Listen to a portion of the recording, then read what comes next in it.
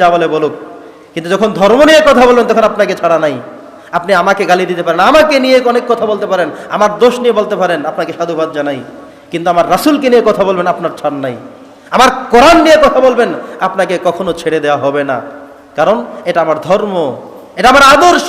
সেই জায়গায় অ্যাটাক করলে ছাড় দেওয়া হবে না কখনো। এটাই করতেন নবীজি। তো আমরা যারা দায়ী হিসেবে কাজ করব, দাওয়াত দিতে যাব, মাহফিলের জন্য, নামাজের জন্যে, ইমানের জন্য, দ্বীনের জন্যে, ধর্মের জন্যে, আমাদের সবসময় বক্তব্যগুলো যেন একটু সফট হয়, আমরা যেন ধৈর্য নিয়ে যাই, একটু সহনশীল হৃদয়ের অধিকারী যেন আমরা হই, তাহলে আমরা সাকসেস হব।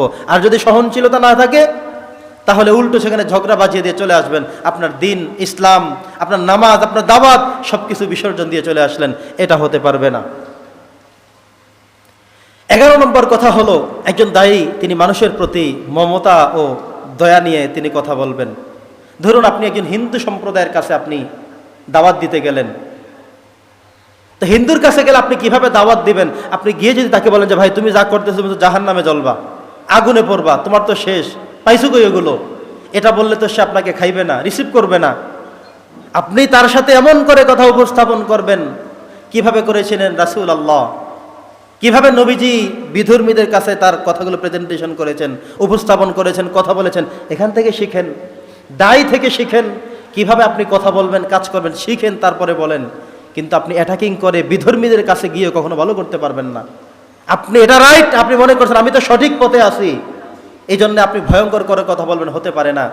হযরত ওমর রাদিয়াল্লাহু তাআলা আনহু যখন ইসলাম ধর্ম গ্রহণ করলেন, নবীজি তখনও প্রকাশ্যে আসতে পারছেন না। ওমর রাদিয়াল্লাহু বলে, ইয়া রাসূলুল্লাহ, ইয়া হাবিবাল্লাহ, আমরা যে ধর্ম গ্রহণ করেছি এটা কি সত্য ধর্ম নয়? তিনি বলেন, হ্যাঁ অবশ্যই সত্য ধর্ম। যে আমরা যদি প্রচার করি তাহলে সেটা কি সত্য হবে না? বলে অবশ্যই সত্য। আর ওরা যেটা করছে সেটা কি মিথ্যা না? বলে হ্যাঁ অবশ্যই মিথ্যা। তাহলে ভয় কিসের, চলেন। এভাবে তিনি সামনে তাকবীর দিতে দিতে দিতে দিতে সরাসরি কাবার চত্বরে চলে গেলেন। সুবহানাল্লাহ। তো এটাই হলো, আপনি সঠিক কথায় আছেন, আপনি সঠিক বক্তব্যে আছেন, তবুও আপনাকে অনেক ধৈর্যশীল, অনেক সহনশীল এগুলো হয়ে কথা বলতে হবে, কাজ করতে হবে, নইলে আপনি ভালো করতে পারবেন না। সর্বশেষ একজন দায়ীর কাজ হলো তিনি আখিরাতমুখী কথা বলবেন। দেখেন, একজন মানুষকে আখিরাতমুখী কথা বলে যতটা নরম করা যায়, অন্য কিছু বলে করা যায় না। তাকে যদি আপনি বলেন যে ভাই আপনি কতদিন আর বাঁচবেন, আপনার বাবা কি আছে, দাদা আছে, তার বাবা আছে, তার বাবা কি আছে, আপনার কতজন আত্মীয় মারা গেল, তিনি বলবেন হ্যাঁ আমার বাবা মারা গেছে, মা মারা গেছে, দাদা নাই, নানা নাই, দাদু নাই, অনেক মানুষ নাই। তারা ছিল না দুনিয়াতে? হ্যাঁ ছিল, দেখেছি, চলেছি, ফিরেছি, কথা বলেছি, একসাথে খেয়েছি, আজকে তারা নাই। আপনি আর কতদিন থাকবেন? তিনি বলবেন যে আমার গ্যারান্টি নেই কোনো। এই পরকালীন কথাগুলো মানুষকে অ্যাটাক করে বেশি, মানুষকে দুর্বল করে বেশি। কোনো মানুষ, কারণ প্রতিনিয়তই হয়তো আমি মারা যাবো, না এটা আপনি যাবেন, নাই তো উনি মারা যাবো, কেউ না কেউ প্রতিনিয়ত মাইনাস হচ্ছে সমাজ থেকে, একের পর এক চলে যাচ্ছেন বিদায় নিয়ে।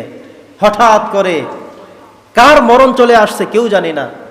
হঠাৎ করে আমাদের সবার মধ্যে থেকে একজনকে আল্লাহ তাআলা নির্দেশ করে আজরাইল নিয়ে গেছেন, আমার রূহ চলে গেছে, আমি মৃত। এভাবে হতে হতে 2-4 দিন আবার হঠাৎ করে আরেকজন এখান থেকে চলে গেল। এভাবে করে করে যাচ্ছি সবাই একের পর এক, সিরিয়ালবিহীন। আসার তো একটা সিরিয়াল ছিল, কিন্তু যাওয়ার কোনো সিরিয়াল নেই, সিরিয়ালবিহীন। কে কখন কোত্থেকে কিভাবে কোন অবস্থায় চলে যাব কেউ জানি না। অতএব একজন দায়ের কাজ হলো তিনি পরকালমুখী কথা বলবেন বেশি। আপনি যদি ক্লাসে টিচার হয়ে থাকেন, ক্লাসে বাচ্চাদেরকে বোঝান, তখনও পরকালমুখী বলে স্টুডেন্টদেরকে বেশি বোঝানো যাবে। সন্তানদের সামনে যখন কথা বলবেন পরকালমুখী কথা বলবেন বেশি, এটা বেশি বোঝানো যাবে। আপনি যদি মসজিদে খুতবায় কথা বলেন, পরকালমুখী কথা বললে বেশি বোঝানো যাবে, বেশি কাঁদানো যাবে, বেশি দুর্বল করা যাবে। আপনি তাফসীর ময়দানে যদি কথা বলেন, কবর নিয়ে কথা বললে, হাসর নিয়ে কথা বললে, জান্নাত নিয়ে কথা বললে, জাহান্নামের শাস্তি নিয়ে কথা বললে মানুষ এমনিতেই বিগলিত হবে বেশি। কারণ এই পরকালমুখী জিনিসটা হলো বাস্তবিক। যারা চলে গেছে তাদের কোনো খবর আমাদের কাছে নেই। বাড়ির ঘরের পাশে কবর, প্রত্যেক দিন যাইতে কবরটা দেখা হয়, কিন্তু এই কাছে থাকা কবরটির মধ্যে যে মানুষটিকে রাখা হলো, কেমন আছেন তিনি আজও জানার সুযোগ হলো না। কিন্তু যে সন্তানটি আমার অনেক দূর দেশে থাকে, প্রবাসে থাকে, মুহূর্তের মধ্যে ইমুতে ফোন দেওয়া মাত্রই বেজে শুরু, সাথে সাথে তাকে ভিডিওতে দেখা যায় কেমন আছে, স্বাস্থ্যের অবস্থা কি, সব অবজারভেশন করা যায়। বিভিন্ন অ্যাপসের মাধ্যমে কথা বলার সুযোগ আছে ভিডিও কলে। কিন্তু যাকে কবর দিলেন ঘরের পাশেই তার কবর, মসজিদের পাশেই গোরস্থানে তার কবর, রাস্তার পাশেই কবর, কবর দেখা যায়, কিন্তু মানুষটা কেমন আছে সেটা দেখবার জানবার কোনো সুযোগ নেই। এজন্য দায়ের কাজ হলো তিনি এই জায়গায় কাজ করবেন বেশি।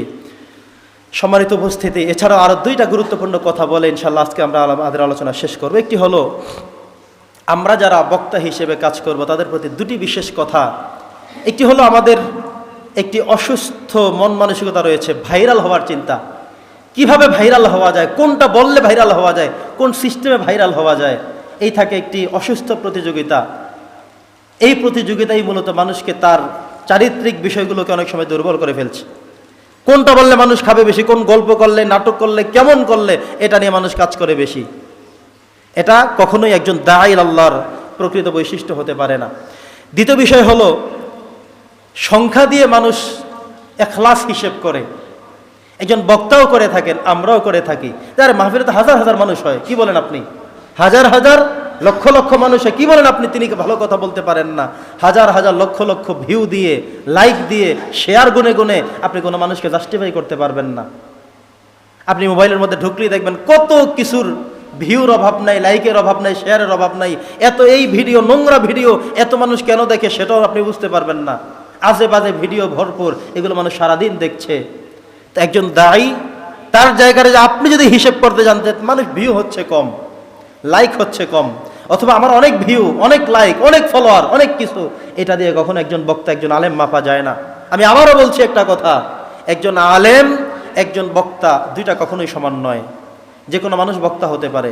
এই যে আপনাদের মধ্য থেকে যে কোনো একজনকে, যার কণ্ঠ ভালো, সুর ভালো, ছোটবেলা গান করতে পারতেন, সঙ্গীতের সুর ভালো, ভালো গান করতে পারেন, কোনো বক্তার কণ্ঠে আলোচনা করতে পারেন, আপনাকে স্টেজে বসিয়ে দিলে আপনিও কিন্তু 1 ঘন্টা কথা বলতে পারবেন। একটা ওয়াজ মুখস্থ করে যাবেন, 1 ঘন্টা চালিয়ে দিবেন, আপনিও বক্তা। এই বক্তা জিনিসটা আর একজন আলেম জিনিস কখনোই সমান নয়।